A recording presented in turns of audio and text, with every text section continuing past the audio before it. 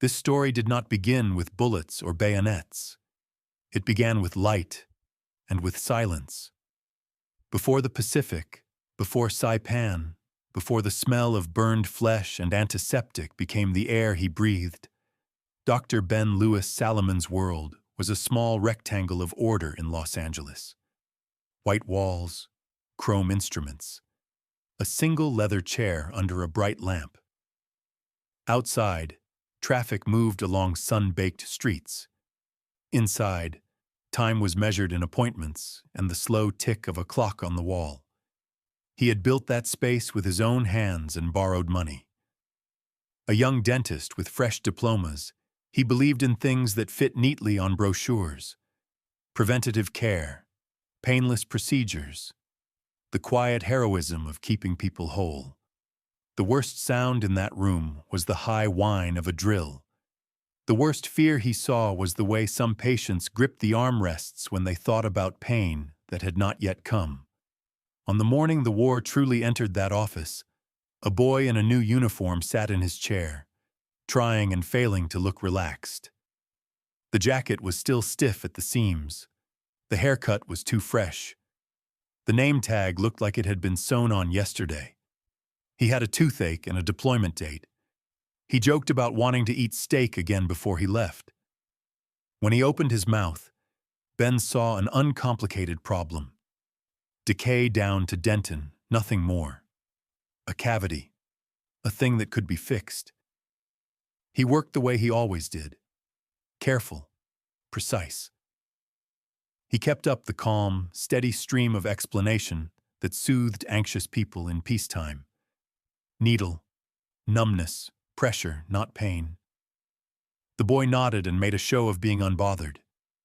His hands, resting on his thighs instead of on polished armrests, were shaking.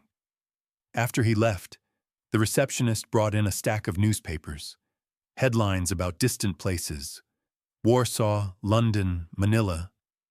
Black letters shouted words like invasion and occupation. Maps showed arrows moving across continents, tonnage of ships, numbers of casualties. In that quiet room, with the faint taste of mint still in the air, the war was data, a thing that happened elsewhere, to other people. But the uniformed patients kept coming. Each one carried the same tightness around the mouth, the same rehearsed jokes. They wanted their teeth cleaned, their fillings checked, their wisdom teeth pulled before those teeth became problems in places without dentists. One after another, they tilted their heads back and trusted him with their pain.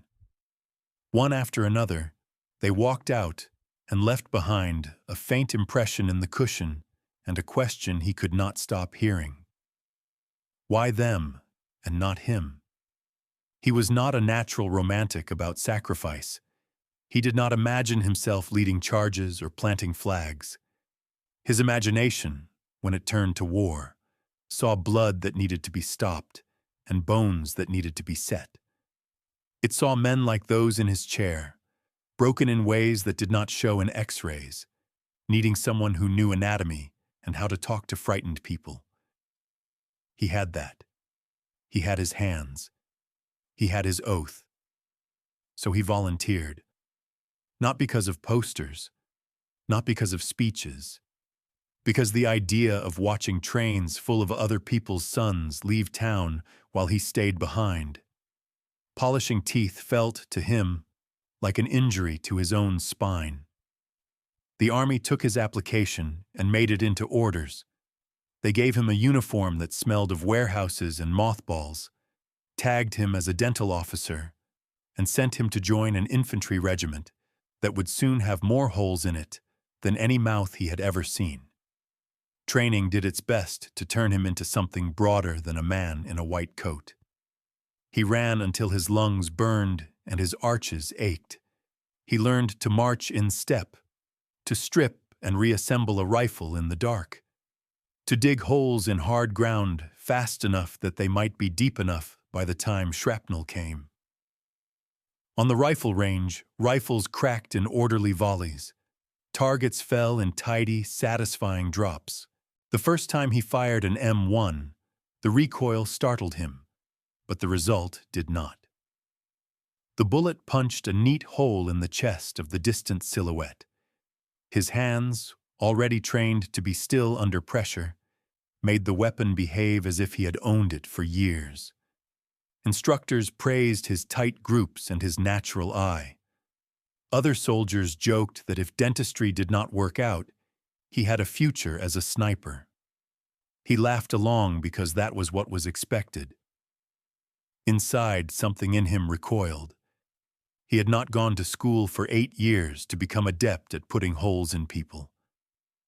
At night, lying on a narrow bunk in a crowded barracks, he turned the small brass insignia of the medical corps over and over between his fingers. The staff and serpents pressed an old story into his thumb. Healing, not killing. That symbol anchored him more than any stripe or bar. On the transport across the Pacific, with gray water stretching to every horizon and the ship's engines thrumming under his feet, the distance between that story and what lay ahead grew shorter every day. Men stacked in triple-tiered bunks swapped rumors about islands with names they could barely pronounce. They played cards, sang, argued about baseball. Sometimes they fell silent and stared at nothing, each alone with his own fear. Ben spent his off hours in the ship's sickbay, doing what he knew, draining abscesses, pulling teeth that would become emergencies later, showing enlisted men how to clean their gums when fresh water was rationed. In that windowless room, under harsh electric lights, the war felt oddly far away again. Here, at least, he understood the rules. Then dawn came one morning with an island on the horizon and the thunder of guns already in the air.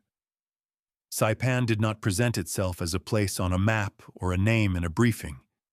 It appeared as a jagged smear of green and brown beneath a sky fogged by smoke.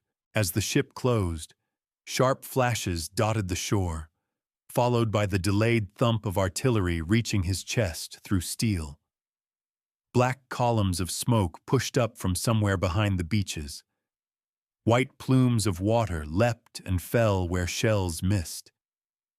He stood at the rail and watched the shoreline for as long as they allowed him. Then his name was called, and he went below to cram himself, his aid bag, and a rifle into a landing craft already heavy with men. The ramp clanged shut. The boat backed, turned, and plunged toward shore. Spray flew. The flat bottom slapped against waves hard enough to make his teeth click. The air smelled of fuel, salt, and the sour breath of too many men breathing too fast. Someone vomited in a corner. Someone else fumbled with a rosary. Above the roar of the engine and the rising crackle of enemy fire, a disembodied voice shouted that they were 500 yards out, then 200, then 50. When the ramp finally dropped, light flooded in, blinding for a heartbeat. Then everything was movement and noise. Men surged forward into waist-deep water, shrank inside their helmets as bullets plucked at the sea around them, stumbled over unseen craters and unseen bodies. Ben felt warm water close over his boots and knees. Sand shifted treacherously under his feet. The load on his shoulders dragged him sideways. He forced his way toward the jagged line of scrub beyond the beach, because the human tide pushed him that way, and because staying in the open felt like standing at the center of a target. Some images from those first minutes burned themselves into him with a detail no later years would ever blur. A man ahead of him staggering upright, then snapping backward as if yanked by an invisible rope, his rifle flying end over end. A helmet rolling away from a head that no longer had a face. A body half buried in the sand, one hand still clutching a photograph that the tide had plastered against the man's chest. Over the din, a new sound cut through. The thin, strangled cry of someone not yet killed, but close. The company medic, a skinny kid whose name Ben had only learned 2 days earlier, sprinted toward that sound with his aid bag slamming against his hip. He dropped to his knees beside a writhing shape on the sand and rolled the man onto his back. Ben saw him shout something, saw his hands disappear in a flash of red as he reached for a wound. A machine gun somewhere in the tree line stuttered. Sand jumped in a line that walked across the beach. The medic stiffened, jerked twice, and then collapsed across his patient, his body suddenly loose. The aid bag burst open. Bandages, clamps, and vials tumbled into the sand and lay there, instantly dirty, like teeth scattered from a broken jaw. The next voice that shouted his name belonged to a sergeant with a face carved by too many campaigns. There was no time for courtesy. No time for explanations about specialties or dental school. "You, doctor, help them." The canvas strap of the aid bag slammed into his chest. The weight nearly knocked him backwards. He grabbed it on reflex more than choice. In that instant, the war redrew him in its own image, not as a man in a chair with a polite schedule, but as something rougher, stripped of the distinction between doctor and dentist, healer and technician. There were only two kinds of men now, those too broken to move themselves, and those with hands still steady enough to matter. He did not remember how he reached the relative shelter of the forward aid station, only that suddenly there was canvas overhead instead of open sky, and that the ground under his knees was no longer sand, but churned, sticky dirt. Stretcher bearers appeared and disappeared like figures in a fever dream, bringing in new bodies as fast as he and the others could clear space. In that tent, time lost its usual meaning. Minutes stretched into eternities when he dug blindly into a wound for a vessel he could not quite grasp. Hours collapsed into blinks when he lifted his head and realized the light slanting through the canvas had changed color.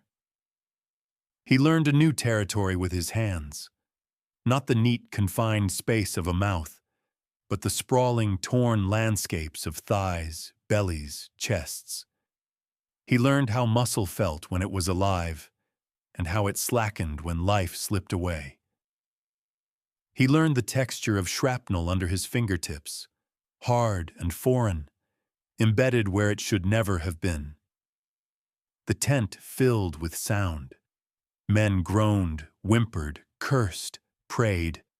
Medics barked short instructions to each other, names of drugs, requests for more bandages, warnings about incoming stretchers.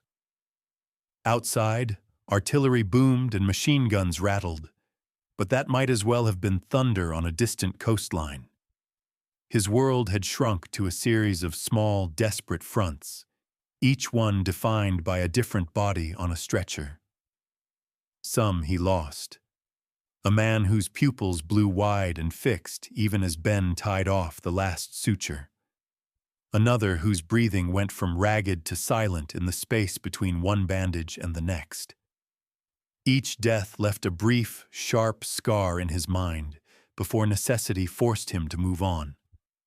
Others he saved, or at least pulled back from the brink. A soldier with an artery nicked but not fully severed, who walked, limping, out of the tent 2 days later.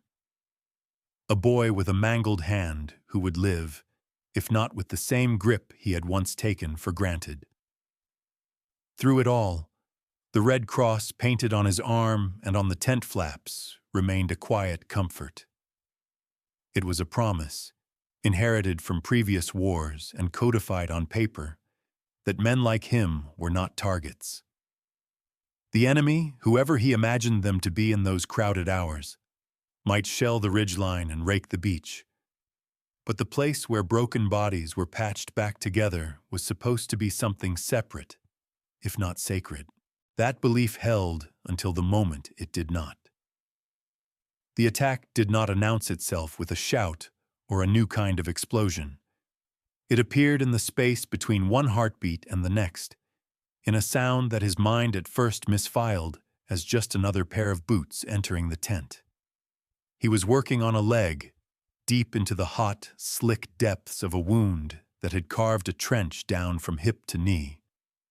Bright blood fountained each time the man's heart beat. The bandage beneath was already soaked. If he did not find and clamp the artery soon, the man would die as surely as if he had been shot again. Ben's fingers moved in that awful, intimate cavity, guided by anatomy charts he had once studied in quiet classrooms. He was dimly aware of motion around him. A medic to his left, leaning over a chest wound. Stretcher bearers brushing past his back as they carried someone out. The air thick with the smell of iodine and iron. Everything in that crowded, suffocating space was focused inward. Then a new tension entered the air, as distinct as a dropped instrument in a silent room. Voices faltered. One curse snapped off halfway. Heads turned toward the entrance. He looked up. A Japanese soldier stood just inside the tent. He was close enough that Ben could see the dust caked in the seams of his uniform and the stubble on his jaw. His helmet sat low on his forehead. His eyes were dark, hard, and entirely without curiosity. Slung over his shoulder was a rifle. In his hands, held with casual competence, was a bayonet whose blade was long enough to reach a heart from arm's length. For a long time afterward, when he tried to remember that instant, Ben would recall details he had no business noticing. The way a bead of sweat traced a line down the enemy's temple, the small nick on the edge of the bayonet from some previous impact, all of it registered in him in the way that trauma does, magnifying everything because the mind knows, even if consciousness does not, that the seconds ahead will change everything behind. The soldier's gaze slid over the tent's interior, taking in the rows of wounded men who lay on stretchers, bandaged, pinned with IV needles, too torn up to crawl away. To him, they were not patients. They were simply enemies who could not get up. He moved forward. The first stretcher lay only a few steps inside the flap. The man on it could still move his head. He turned it very slowly to look at the figure approaching him. His arms, heavy with bandages and IV tubes, twitched. Nothing in his body had the strength to lift him. The bayonet rose. The world narrowed to that single line, from the attacker's shoulder, down his arm, along the steel, to the unprotected chest beneath it. In that line was the complete collapse of every protection Ben had believed in.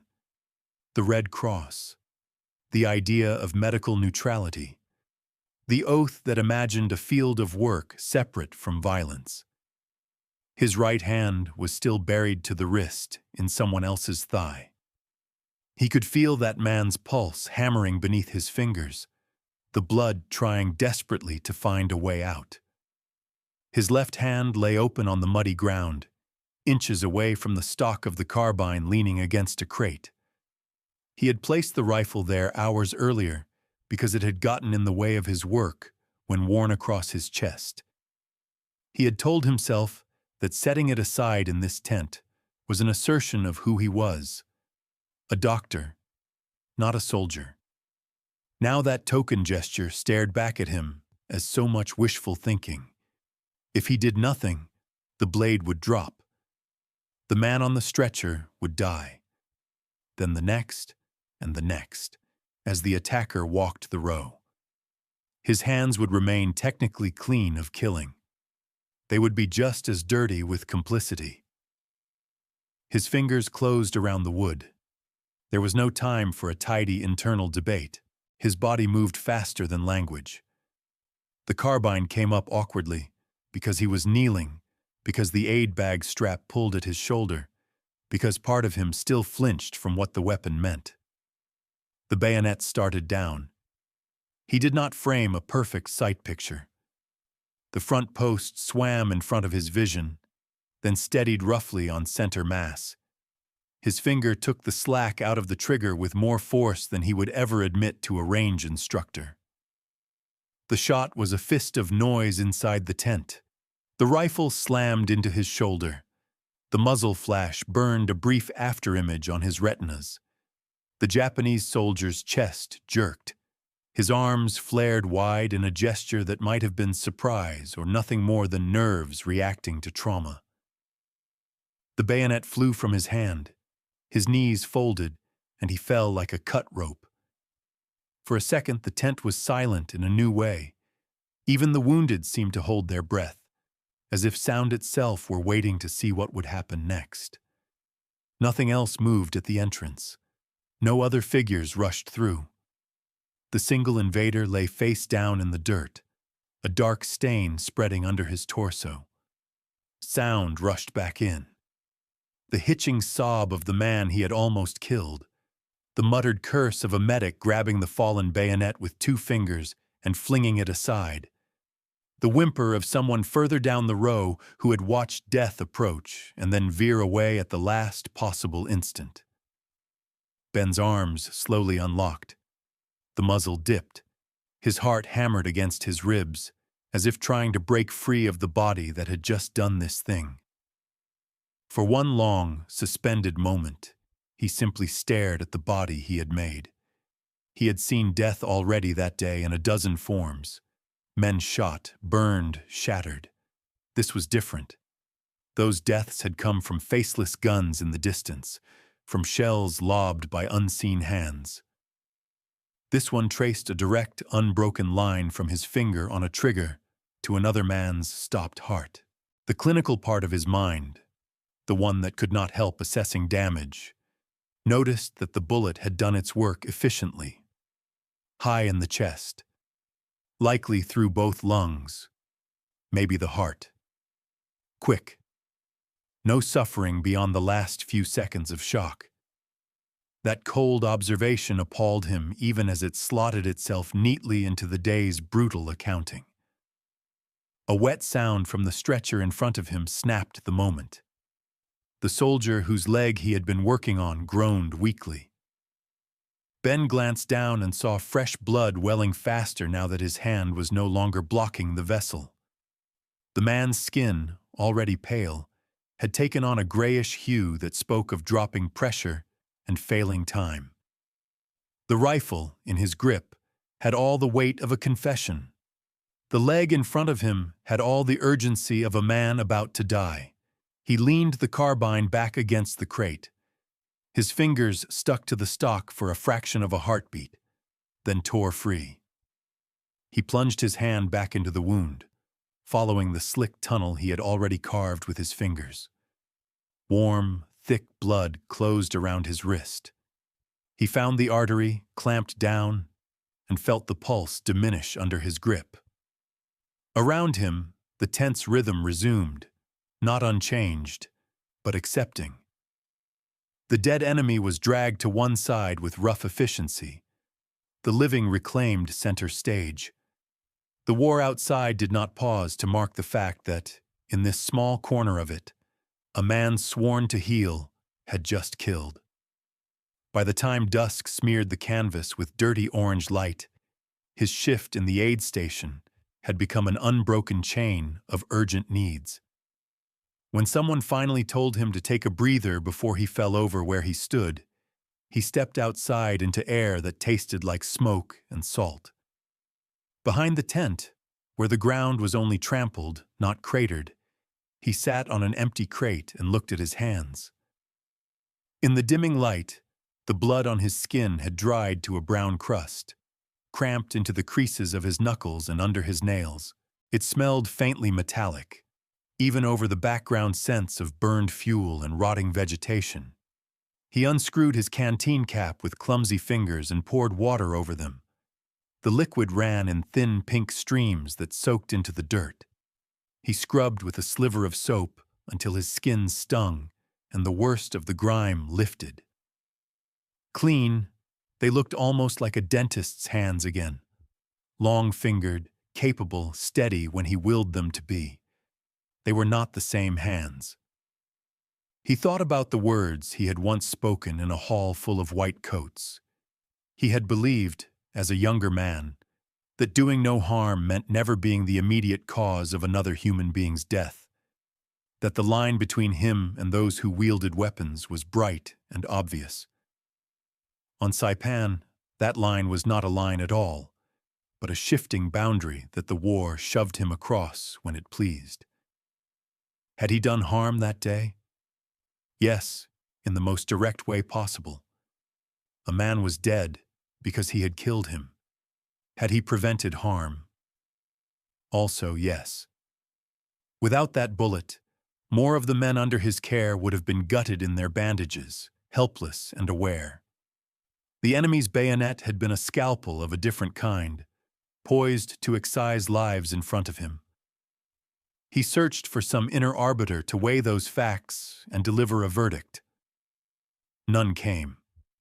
There was only exhaustion, and the knowledge that morning would bring more stretchers, more blood, and perhaps more moments when choices were not between good and bad, but between two different kinds of damage. From inside the tent, someone called his name. The voice was rough but familiar, one of the enlisted medics. There was urgency in it, but not panic. More wounded were coming. They needed the doctor. He capped the canteen. When he stood, his legs ached, but they held. The aid bag waited where he had set it down, its strap darkened with sweat. He slung it over his shoulder, feeling again the peculiar heavy comfort of its contents. Bandages, clamps, drugs, all the tools of the trade he had chosen. Beside the tent flap, propped against a pole, the carbine rested where someone had leaned it. The metal caught the last scraps of light, dull and cold. For a long breath, he looked at it, at the emblem on his own sleeve, at his hands. Then he picked up the rifle. The combination felt wrong, but necessary. Out here, he was learning. A healer who refused certain tools might find himself with no one left to heal. He ducked back under the low canvas edge and into the thick, humid air of the aid station, where cries of pain and the rustle of busy hands met him like a wave. The war pressed in from every side, indifferent to his private turmoil. Under a fading red cross, Dr. Ben Salomon went back to work, carrying both the weight of his oath and the memory of the man he had killed, knowing that on this island, the two would not always pull in the same direction. He noticed the screaming first, not the usual chorus of pain from the farmhouse they were using as an aid station on Okinawa, not the hoarse cries of men being carried in on stretchers. This was outside, raw and continuous, cutting through artillery and small arms fire like metal on glass. It did not stop to breathe. It rose and fell only when the man making it ran out of air and dragged more into shredded lungs. By then, Dr. Ben Salomon already knew Saipan had not been the bottom. Saipan had stripped him of illusions, that a red cross protected anything, that a doctor's hands were clean by definition, that killing and saving were opposite ends of the same stick instead of two edges of the same knife. Okinawa took what Saipan left and ground it down. The farmhouse had once been someone's home. You could still see it in the details that the shelling had not entirely erased. A broken table shoved into a corner, a scrap of floral cloth nailed over what had been a window, a child's shoe half buried under rubble near the door. Now the walls that remained sweated with humidity and the smell of iodine, blood, excrement, and wet earth. The floor was slick underfoot with mud tracked in by boots and diluted plasma spilled from shattered bottles. Ben worked in what had been the main room, under a sagging beam that creaked ominously when artillery landed too close. They had rigged up a few cots, but most of the wounded lay on doors ripped from hinges, on stretchers, on bare boards. His sleeves were rolled. His hands moved on instinct now, deep into wounds that would have made the version of himself from Los Angeles faint. He had already tied off a femoral artery that pulsed like a cut hose, reopened a trachea clogged with blood and mud, reset a broken arm by feel because the X-ray vision he wished he had did not exist out here. He worked until his shoulders burned and his lower back throbbed, and then he kept working because the line never got shorter. Outside, the battle seesawed around them. American positions ran along the ridge just beyond the farmhouse, a ragged chain of foxholes and crater lips. The Japanese were dug into caves and reverse slopes on the far side, invisible until they chose not to be. Mortars fell unpredictably. Machine guns spat sudden strings of fire that cut through scrub and men with equal indifference. In brief lulls, he could hear the rain.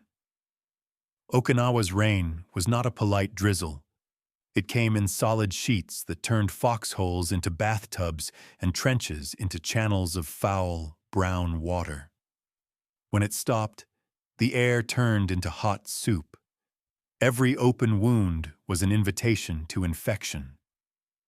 He was bent over a man whose entire left side looked like someone had tried to take it off with a shovel. Shrapnel from a mortar had bitten deep into the flank and pelvis. Dirt and cloth fibers were embedded in the torn muscle.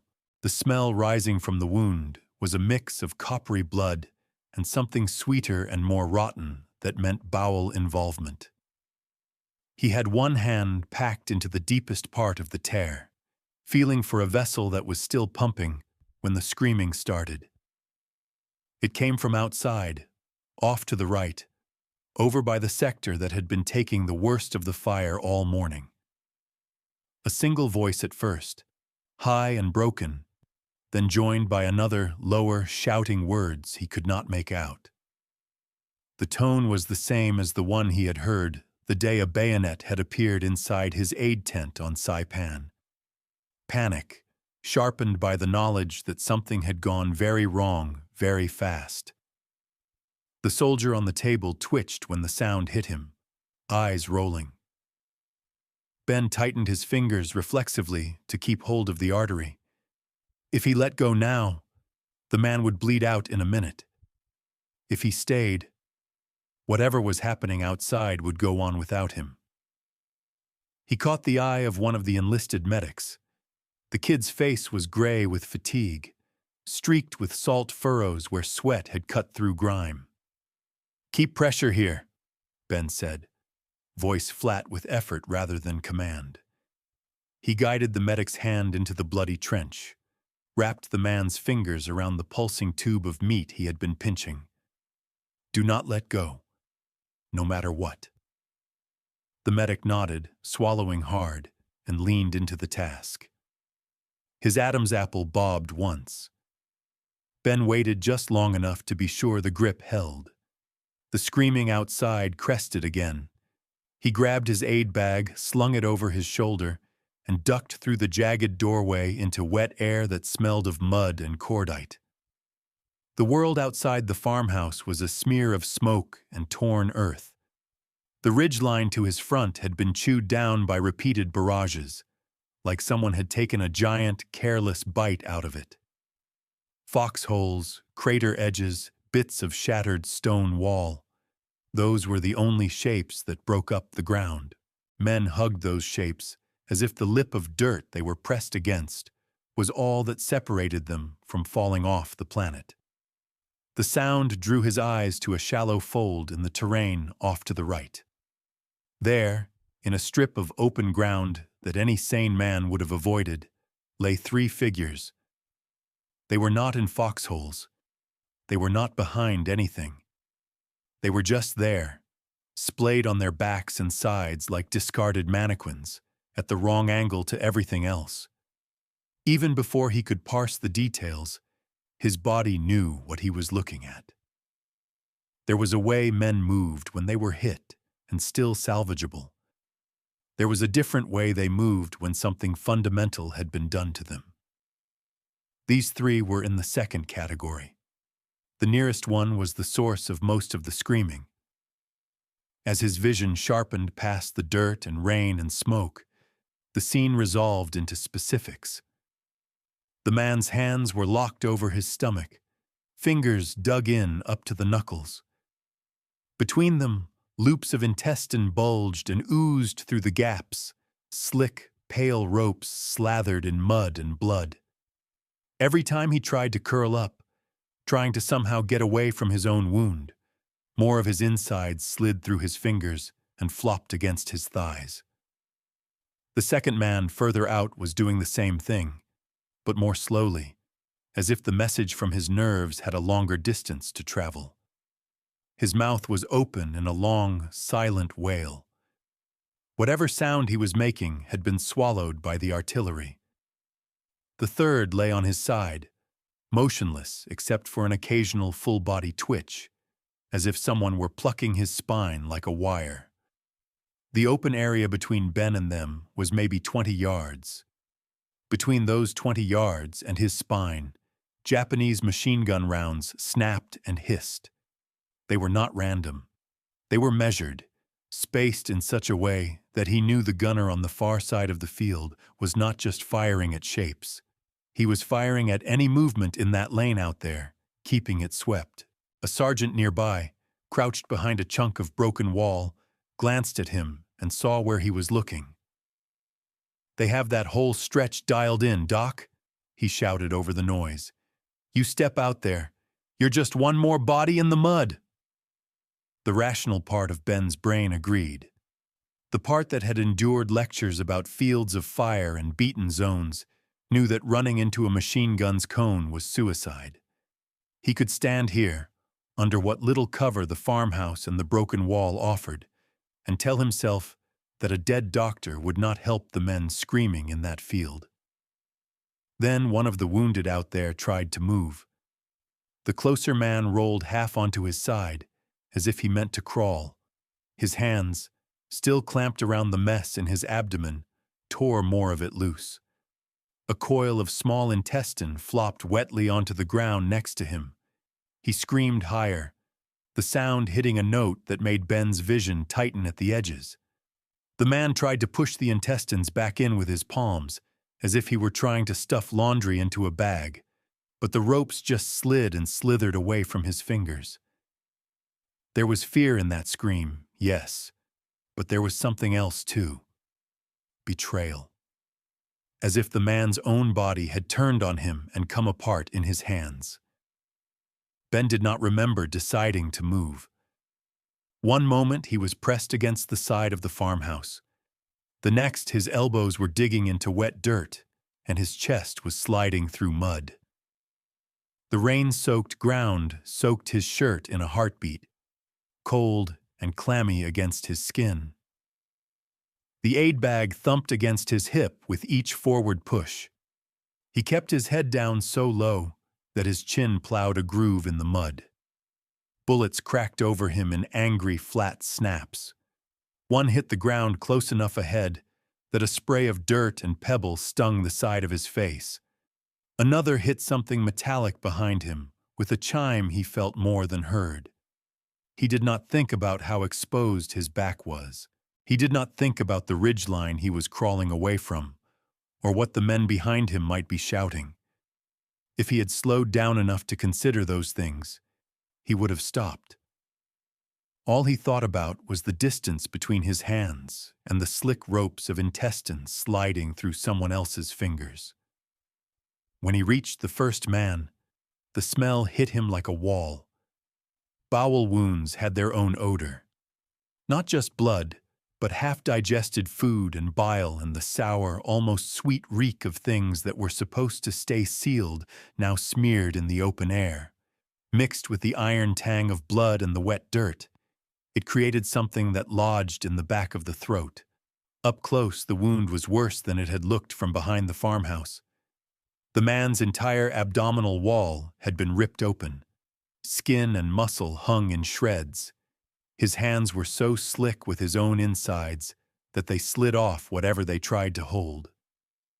Snot and saliva ran into his mouth as he screamed. his eyes fixed on Ben's face with such desperate intensity that for a second the world shrank to that gaze. "Easy," Ben said, because the word was wired into him, not because it fit. His voice came out rough, breathless. The man tried to talk. What came out was a high, bubbling string of sounds that might have been help, or might have been nothing at all. Blood frothed pink at the corner of his lips. "Stop trying to push it back in," Ben said, sharper, his hand closing over the man's wrists. "Let me." He peeled the fingers away. They resisted for a second, then gave. The intestines beneath, freed from that frantic grip, bulged more. They were warm to the touch. They slid and pulsed under his fingers as the man's heart and remaining blood volume tried to keep everything working. Rounds still cracked overhead. Every time one came too close, the wounded man flinched, as if the air itself were hitting him. Ben's own body wanted to flinch too, to shrink down. But he forced his shoulders to stay broad, his elbows out. If anything came from up front, it would have to pass through him first to get to the men behind. He did what he could in the mud. There was no sterile field here, no bright light, no real hope of keeping infection out. He grabbed the cleanest abdominal dressing in his bag, a thick, folded pad that looked absurdly small against the gaping wound, and laid it gently over the exposed loops. They wriggled underneath, a grotesque, living thing. "Hold this," he said, guiding the man's hands on top of the pad instead of directly into his own meat. "Press. Here. Hard." The man nodded, tears and sweat streaking tracks through the grime on his cheeks. His fingers dug down. The dressing soaked red in an instant, but it kept the worst of the viscera from spilling further. It was not a fix. It was a way to slow the inevitable. He moved to the second man, further out in the kill lane. This one had stopped screaming. His jaw hung slack. His eyes flicked from side to side in fast, shallow movements that did not seem to connect to anything. His abdomen was a similar ruin, but the color of his skin was wrong. Not just pale, but trending toward the flat, grayish yellow that said the blood that should be in his veins was now in the dirt. Ben's fingers sought a pulse at the neck as shells thumped somewhere behind the ridge. There was one, thin and fluttering, like a moth trapped under paper. He worked anyway. Morphine, though he knew it might drop the man's pressure further. Dressing over the wound. A quick, shielding hand when another burst of fire chewed the earth near his boots. By the time he turned toward the third man, he knew, deep down, what he would find.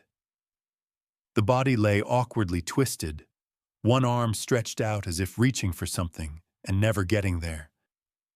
The abdominal mess was the same, but the chest was still. The mouth was slightly open, the eyes were half closed, the lashes matted with mud. He did not put his fingers on that neck. There was no need. There was something obscene about touching a man's throat just to confirm what the slackness in his limbs already told him. A bullet sparked off a rock so close that fragments of stone peppered his shoulder. The impact jarred him back into the present. "Doc, get down or get back!" Someone yelled from the ridge, voice snapping with panicked anger. He knew he could not stay here. The Japanese gunner had seen movement in this patch once. He would keep watching it. Each second increased the odds that one of the rounds would find a trajectory lower than they had so far. He pressed the first man's hands harder into his own belly, making the grunt of pain that came out of him sharp and immediate. "We are getting you out," he said, pitching his voice low and certain, as much for himself as for the man. "Do not let go of that pad. If you feel it sliding, push harder. That is your job now. Mine is to get you back." The man nodded frantically, jaw working as if he were trying to chew his way through the pain. His knuckles went white. The second man mumbled something that sounded like a name. Ben gripped his wrist once, hard, in the closest thing to an answer he had time for. Then he flattened himself in the mud again and started crawling backward. Retreating was worse than going out. In forward crawl, at least his eyes had been on the men he meant to reach. Now all he had to look at was the farmhouse, pocked and cratered, and the haphazard shapes of his own lines. Every instinct screamed at him to turn, to push with his knees instead, to go faster. But that would mean lifting his torso. Lift your torso here and you died. At some point, one of the rounds came close enough that he felt the hot breath of it pass just over his helmet. It pushed the air down onto the back of his neck with a slap of pressure that made his stomach clench. For a split second, his body tried to freeze, to lock every muscle. He made himself move anyway, a slow drag, fingers clawing for purchase in mud that wanted to suck them in. Hands grabbed his collar when he was near enough. They dragged him the last meter into the broken doorway. His chest scraped over the threshold. His boots kicked against the lip. He rolled onto his side inside, sucking air like a man hauled from underwater. His heart hammered in his throat. His hands, when he lifted them, shook visibly. Mud and blood had formed a paste on his skin. Bits of leaf and something that might have been straw clung to his sleeves. The sergeant who had warned him before stared down at him, eyes wide with something between fury and reluctant respect. "You trying to get yourself killed?" the man demanded, voice cracking. "You are not bulletproof just because you have that cross on your arm." "Two of them might make it," Ben rasped back, his voice more air than sound. "They were not going to if we left them there." The sergeant looked at him for a long, hard second, jaw working. Then he spat into the corner and shook his head. "You are insane," he said. "But, all right, I will take insane if it means my boys get a chance." There was no time to dissect that. Stretcher teams were already moving, hunched low, into the gap he had just crawled out of. They went in under a new curtain of covering fire, rifles and machine guns from the ridge spitting short, controlled bursts at anything that might be a muzzle flash on the far slope. Ben pushed himself up, his legs rubbery under him, and stumbled back to his station. The man with the flank wound still lay on the door where he had left him. The young medic's face was bright with sweat, teeth clenched, as he maintained the clamp with both hands. "I did not let go," the kid said, as if expecting to be graded. "I can see that," Ben answered, and meant it. He took over, not because the medic had done anything wrong, but because his own fingers knew where they had been inside that body. As he worked, part of his mind watched his hands in a detached way. They moved with the same surety they had once had when holding a drill in a clean, bright office. There was a time he would have been proud of that steadiness. Now it unsettled him. Later, after the wounded from the field had been dragged in and laid in the spaces they had cleared, after he had done what he could to contain their injuries and had written off one more life as beyond reach, he found a moment alone in what had been the farmhouse kitchen. The stove was blackened, its surface warped. A cupboard door hung by one hinge. Someone had pushed the trash from earlier occupants into a corner, where it now mingled with army ration tins and empty plasma bottles.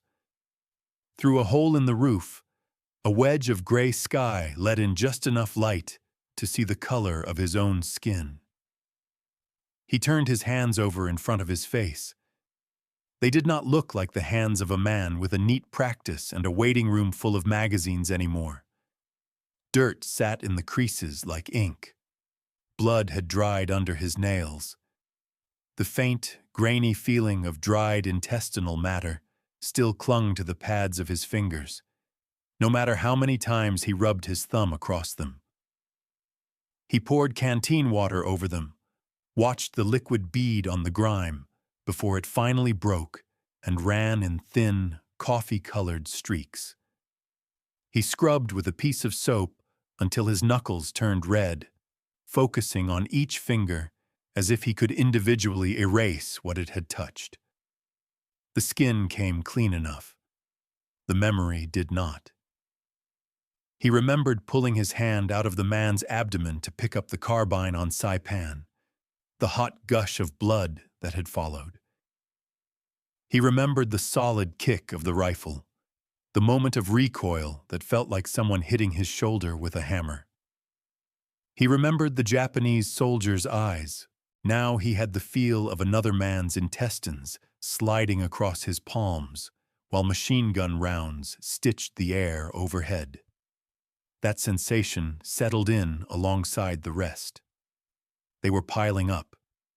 He had gone to war thinking the worst thing it might demand of him was to watch men die he could not save. Then it had demanded that he kill to prevent more dying. Now it had added another tax: crawl into places where anyone with sense would not go, push his hands into the ugliest expressions of what metal could do to flesh, and accept that he might not come back from those trips even if his body survived. He leaned his forehead against the cool, cracked plaster of the kitchen wall for a moment and closed his eyes. He did not pray.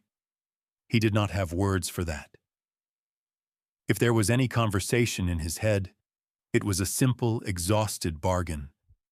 Let the next man I crawl to still be breathing when I reach him.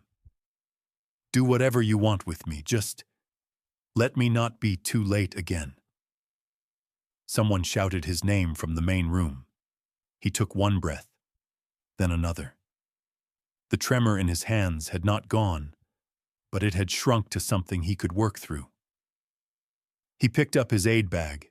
He picked up his rifle, and he walked back toward the noise, the floorboards sticky under his boots, the smell of blood and disinfectant and tropical rot wrapping around him like another layer of clothing.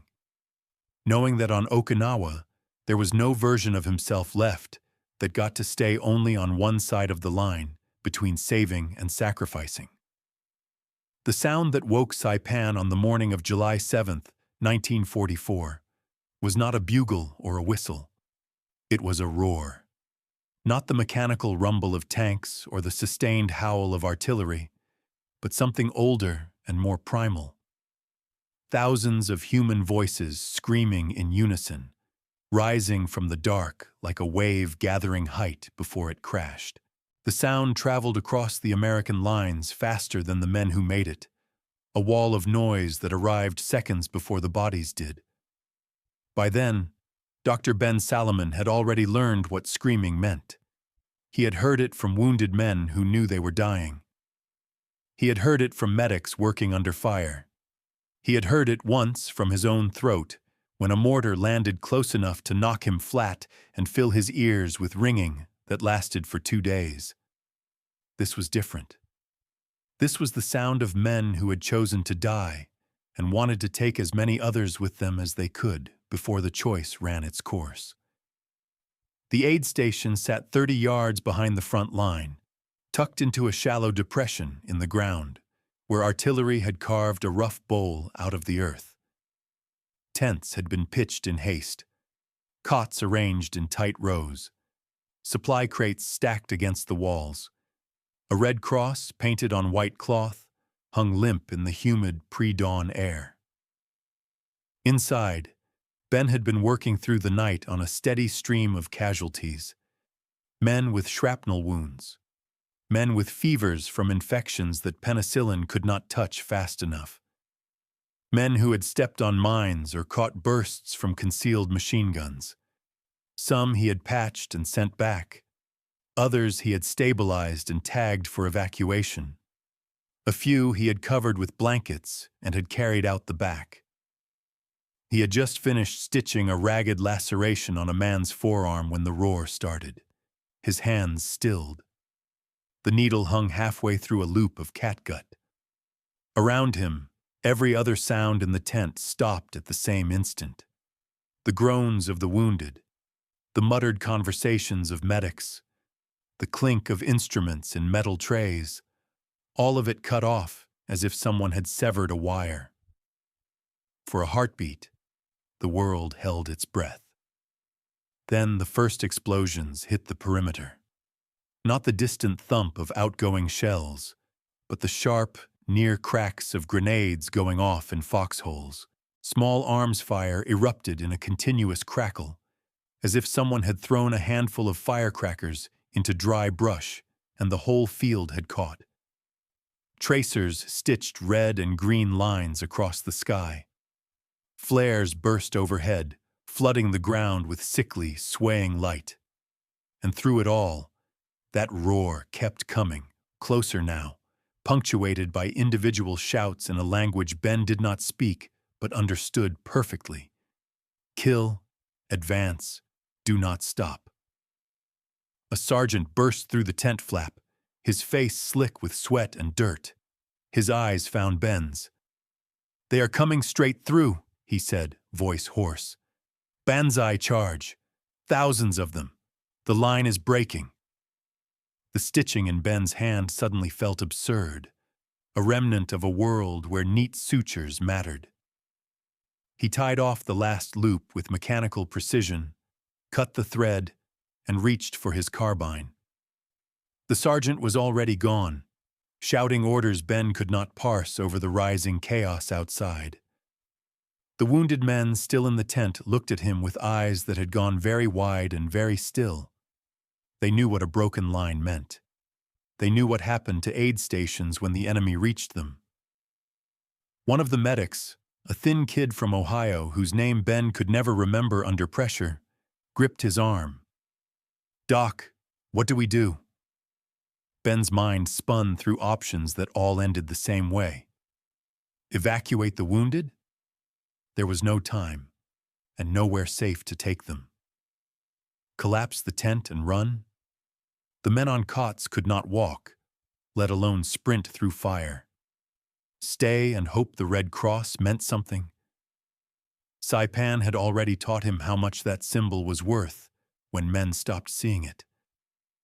He looked at the rows of stretchers, at the IVs still dripping, at the bandaged stumps and sutured bellies and faces pale with blood loss. "Get them as far back as you can," he said, hating the words even as they left his mouth. "Anyone who can move on their own, get them up. The rest—" He did not finish. The medic nodded, jaw tight, and turned to start waking the ones who could be woken. Ben slung his aid bag over one shoulder and his rifle over the other. The weight of both felt like an accusation. He stepped outside into air that smelled of smoke, cordite, and something else. The sharp, coppery tang of blood already spilled in quantities too large to ignore. The perimeter was collapsing. He could see it in the way figures moved against the flare light.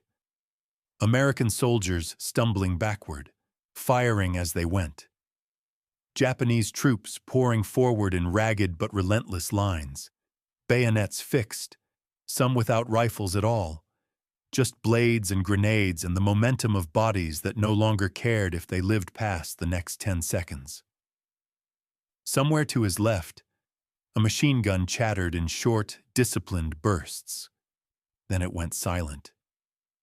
A few seconds later, screams erupted from that position, high and brief, then cut off. The aid station was no longer behind the line. It was becoming the line. Ben turned back toward the tent. Medics were dragging men out on stretchers, hauling them toward the rear in a stumbling, desperate scramble. One of the wounded, a boy whose leg Ben had amputated 2 days earlier, tried to stand on his own.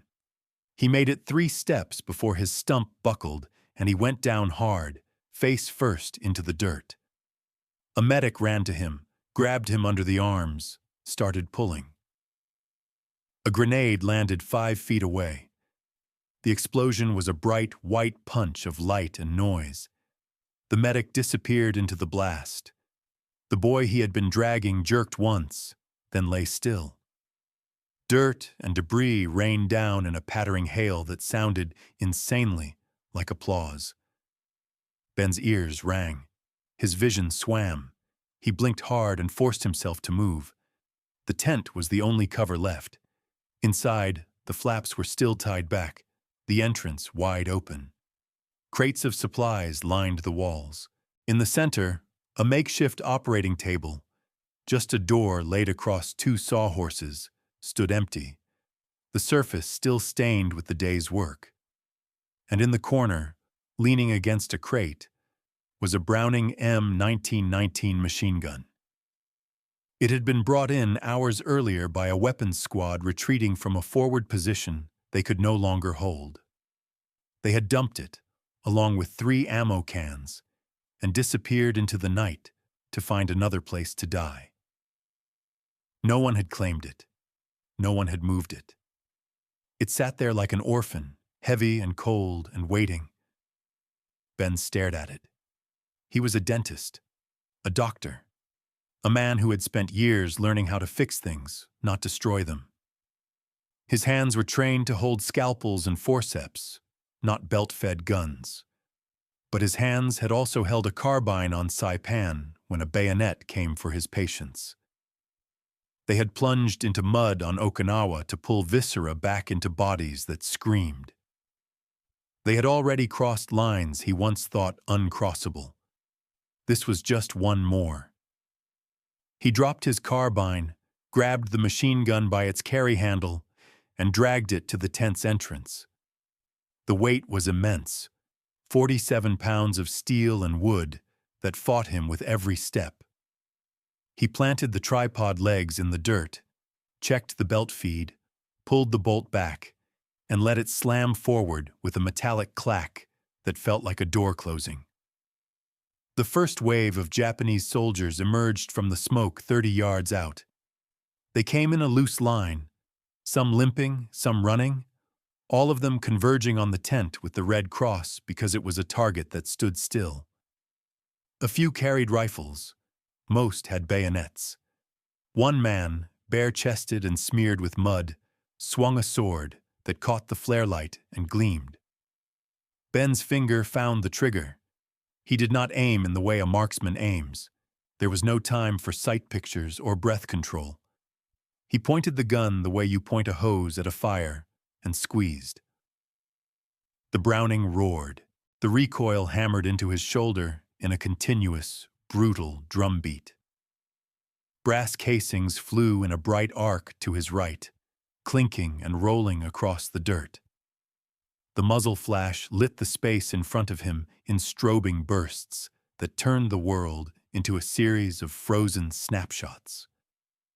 Men fell, not one at a time, but in clumps, as the stream of bullets carved through flesh and bone with industrial efficiency.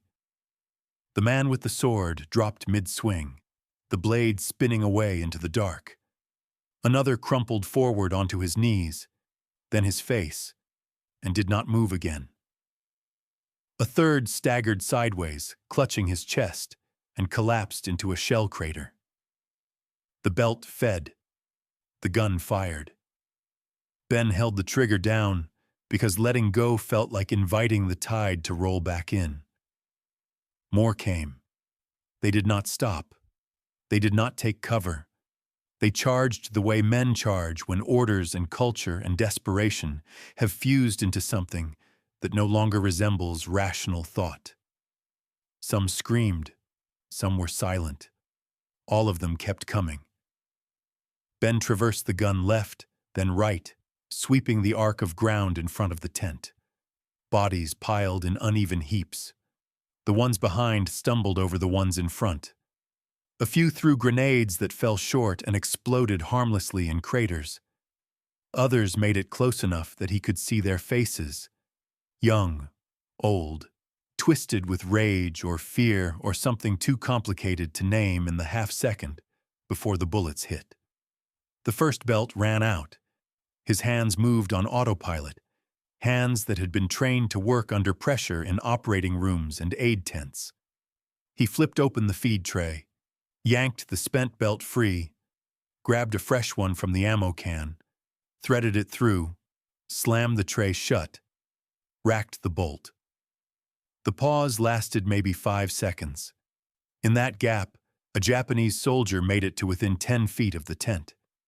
He was small, wiry, his uniform torn at the shoulder. Blood ran down his left arm from a wound Ben's gun might have already put there. In his right hand, he held a grenade, pin already pulled, fingers white-knuckled around the safety lever. Their eyes met. For a frozen instant, Ben saw the man's face with a clarity that would never leave him. A thin scar above one eyebrow, stubble on the jaw, eyes that were not hate-filled or fanatical, just exhausted. A man at the end of a very long road who had one last thing to do. The grenade left his hand. Ben threw himself sideways, the machine gun still mounted on its tripod, tilted with him. The grenade hit the dirt just inside the tent entrance and bounced once. The explosion tore through the space where Ben had been kneeling a heartbeat earlier. Canvas shredded. Crates splintered. Something hot and sharp bit into his left calf, a searing line of pain that made his leg buckle. He hit the ground hard, teeth clacking together. His vision went white, then red, then slowly cleared. The machine gun lay on its side, the tripod bent but not broken. The belt had come loose from the feed tray. Smoke poured from a hole in the tent wall. His leg throbbed with a wet, pulsing heat that meant shrapnel, maybe deep. He did not look at it. Looking would make it real in a way that would slow him down. He dragged himself back to the gun, flipped it upright, reseated the belt with fingers that left blood smears on the metal. His left leg screamed when he put weight on it, so he knelt on his right and braced his left out to the side, using the pain to keep himself focused. The Japanese kept coming, wave after wave. Not organized now, just fragments of units and individual soldiers who had lost their commanders, but not their momentum. They came because retreat was not a concept their orders allowed. They came because the alternative was surrender, and surrender meant dishonor worse than death. Ben fired until the second belt was gone, then the third. His shoulder ached from the recoil. His hands were black with gun oil and dirt. Spent casings lay in drifts around him like metallic snow. At some point, he stopped counting bodies. There was no point. The numbers did not matter. What mattered was the shrinking space between the muzzle and the next man trying to cross it. A rifle shot cracked past his ear, so close he felt the air split. He swung the gun toward the source and saw a Japanese soldier kneeling behind a shattered crate, working the bolt of an Arisaka. Ben's burst caught him mid-motion. The man jerked backward, the rifle falling from his hands. Another came from the left, running low, a bayonet extended like a spear. Ben pivoted, fired a short burst. The man's legs went out from under him, and he slid forward on his chest, momentum carrying him almost to the tent's threshold before he stopped. The fourth belt ran dry. Ben reached for the last ammo can. His fingers fumbled with the latch. Blood made everything slippery. When he finally got it open, he saw it was half empty. Maybe 200 rounds, maybe less. He loaded it anyway. The attackers were fewer now, but no less determined. They came in ones and twos, emerging from smoke and shadow like ghosts. Some were wounded already, trailing blood, limping, but still advancing. One man crawled forward on his belly, dragging a shattered leg behind him, a grenade clutched in one hand. Ben put a burst into the ground in front of him. The man stopped moving. Then the gun jammed. The bolt locked mid-cycle, half a round stuck in the chamber. Ben pulled the charging handle. It did not move. He slammed it with the heel of his palm, still stuck. A figure appeared in the entrance. Silhouetted against the smoke and flare light, the shape resolved into a Japanese officer. He wore a sword at his hip and carried a pistol in his right hand. His uniform was cleaner than the others, his bearing straighter. He looked at Ben, at the machine gun, at the scattered bodies outside, and something like recognition flickered in his eyes. He raised the pistol. Ben's hand closed around the carbine he had dropped earlier. It lay just within reach, half buried under spent shell casings.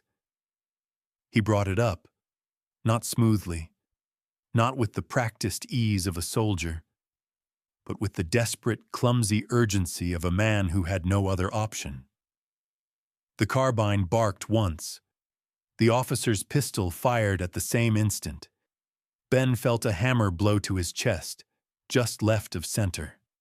The impact knocked him onto his back. The carbine fell from his hands. Above him, the torn canvas of the tent swayed gently in a breeze he could not feel. He tried to breathe. The air came in shallow, wet gasps that bubbled in his throat. His chest felt heavy, as if someone had laid a sack of wet sand across his ribs. When he tried to move his right arm, it responded sluggishly, fingers twitching but not gripping. He turned his head, just enough to see the entrance. The officer lay face down in the dirt, one arm stretched toward the tent, the other folded beneath him. The pistol rested a foot away, still smoking. Beyond him, the sounds of battle were changing. The roar had diminished to sporadic cracks and distant shouts.